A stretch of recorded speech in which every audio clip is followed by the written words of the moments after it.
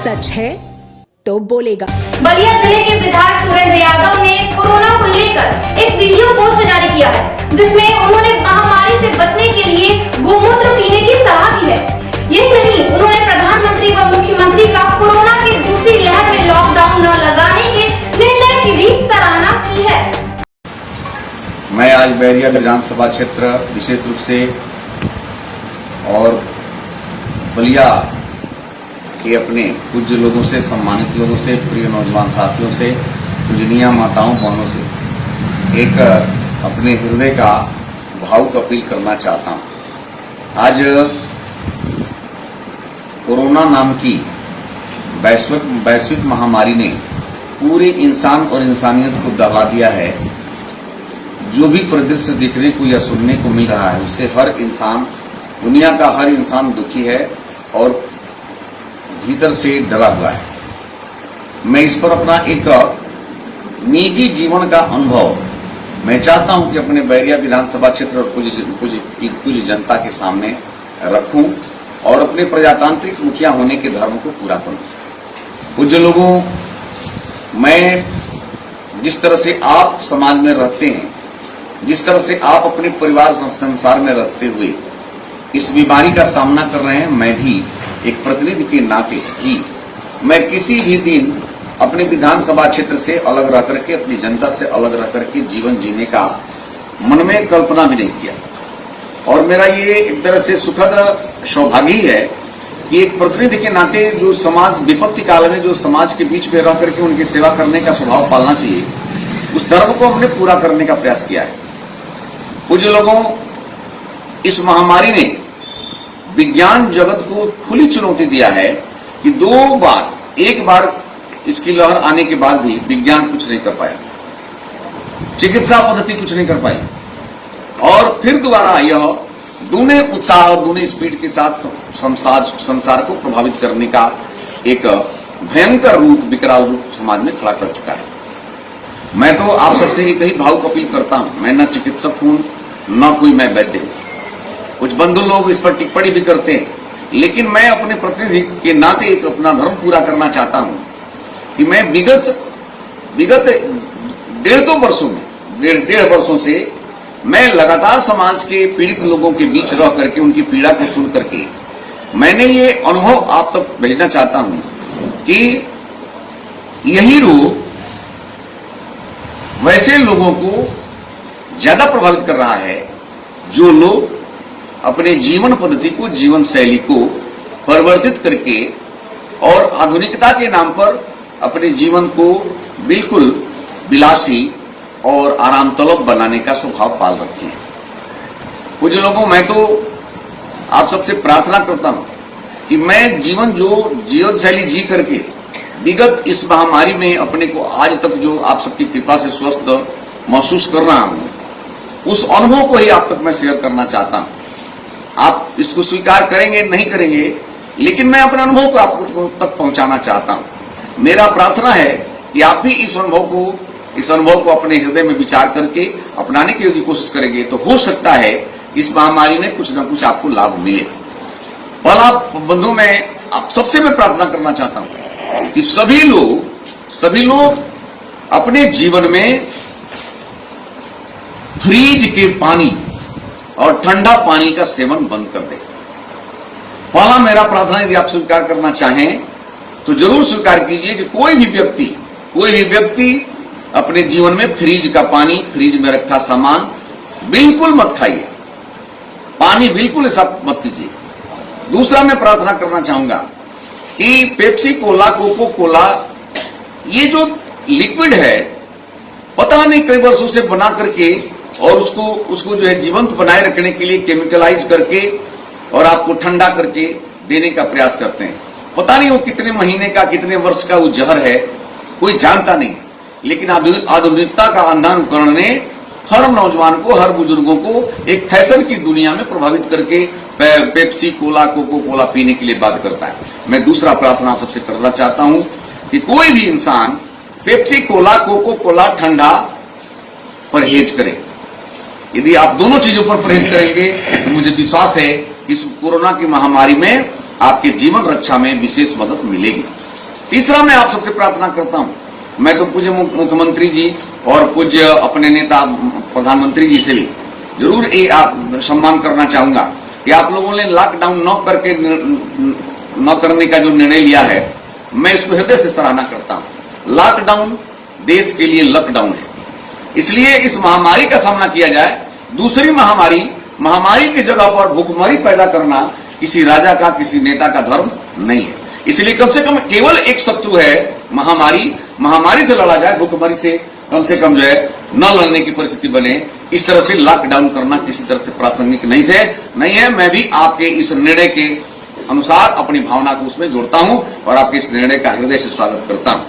बंधुओं, तीसरा मैं भी अपील करना चाहता हूं अपनी जनता से, पूज्य जनता से, बैरिया विधानसभा क्षेत्र की विशेष जनता से मैं प्रार्थना करना चाहता हूं कि फ्रिज का पानी मत पिए, कोको कोला, पेप्सी कोला न पिए और संभव हो सके तो बासी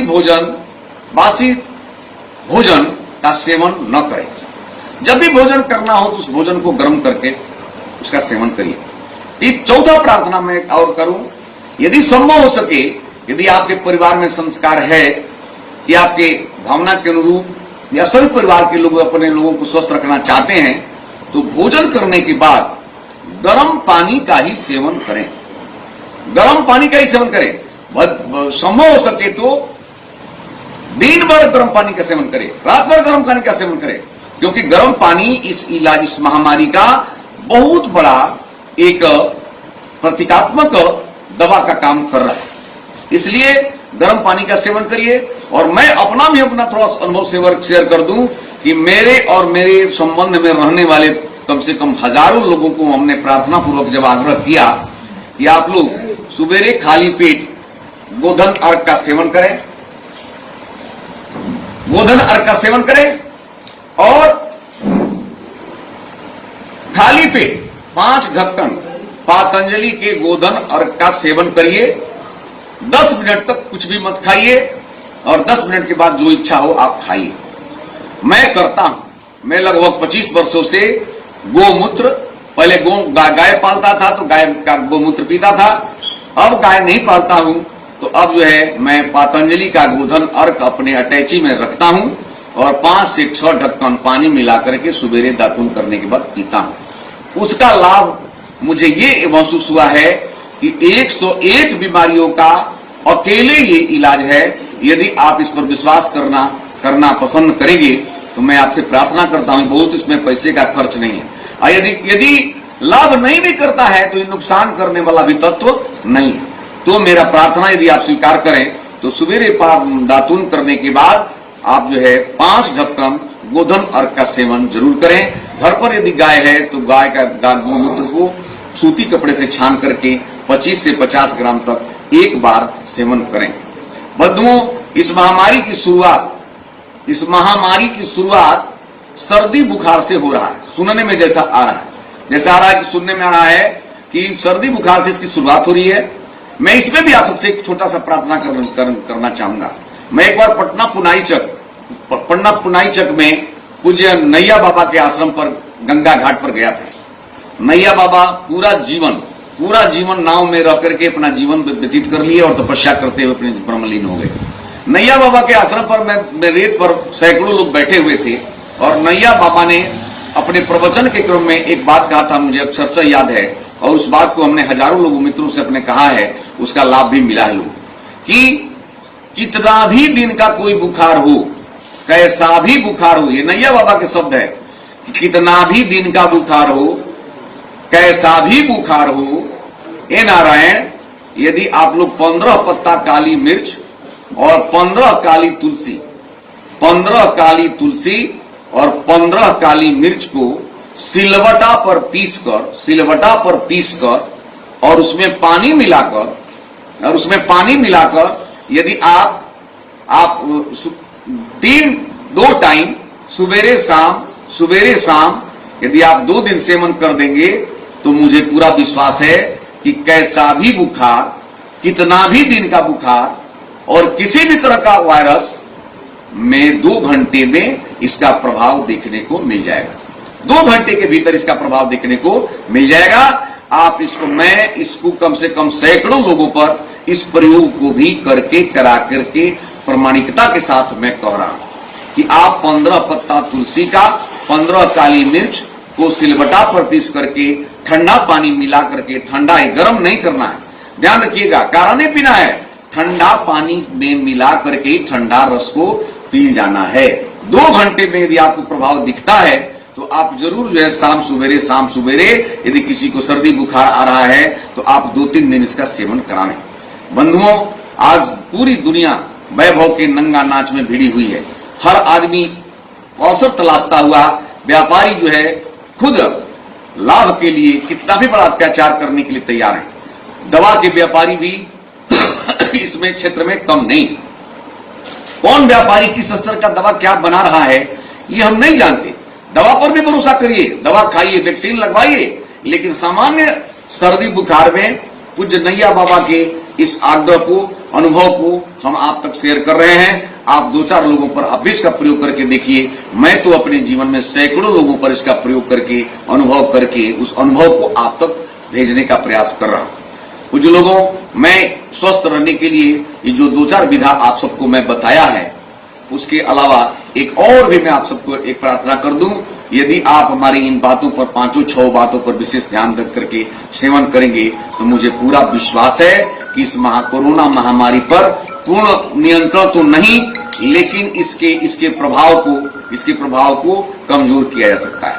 तो 5वां एक है, छठवां एक और भी अनुभव आपको बताऊं कि मैं हल्दी के पाउडर को गाय के घी में भूनकर सीसी में रख करके अपने पैकेट में रखता हूं,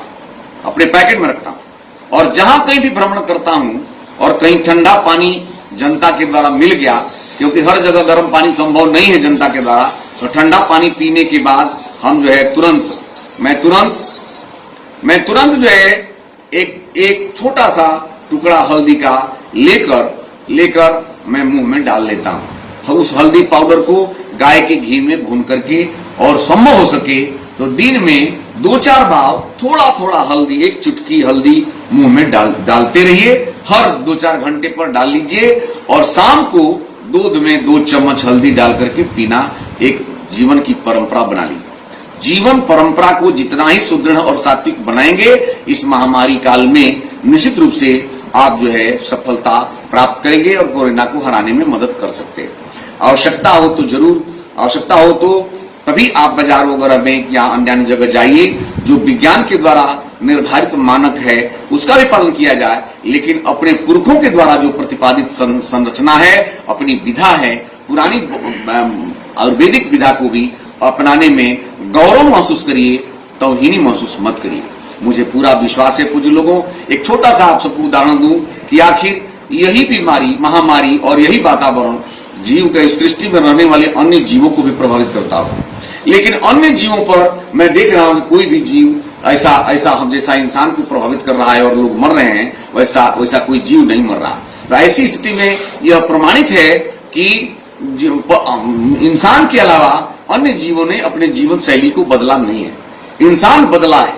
आधुनिकता के दौर को देखते हुए अपने को बदलने का प्रयास किया है। तो इस बदले हुए दौर को न अपने अंदर आने दें, और पुरानी जीवन पद्धति को, सांस्कृतिक पद्धति को, अपने हिंदू परंपरा की पद्धति को, अपने नैतिक जीवन को, अपने मुस्लिम धर्म के भी जो अपने पूज्य लोगों का, अनुयायी लोगों का अपनी पद्धति है, उन पद्धतियों को अपनाते हुए, सब लोग अपनी अपनी पद्धति को अपनाते हुए, अपने को विलासिता से अलग करते हुए, आधुनिकता से अलग करते हुए, यदि संभव हो सके तो अपने पुरातन परंपरा पर विश्वास करते हुए, और इस महामारी को हराने के लिए साधन दुर्बल सिद्ध हुआ है, साधना सबल सिद्ध हुई है। मैं अपने अनुभव को आप तक भेजने का प्रयास कर रहा हूं। मुझे पूरा विश्वास है कि आप सुबेरे दातून करके गोधन अर्घ का सेवन करेंगे। मुझे विश्वास है कि सर्दी और बुखार के प्रभाव होने पर आप तुलसी का पत्ता और काली मिर्च का सेवन करेंगे।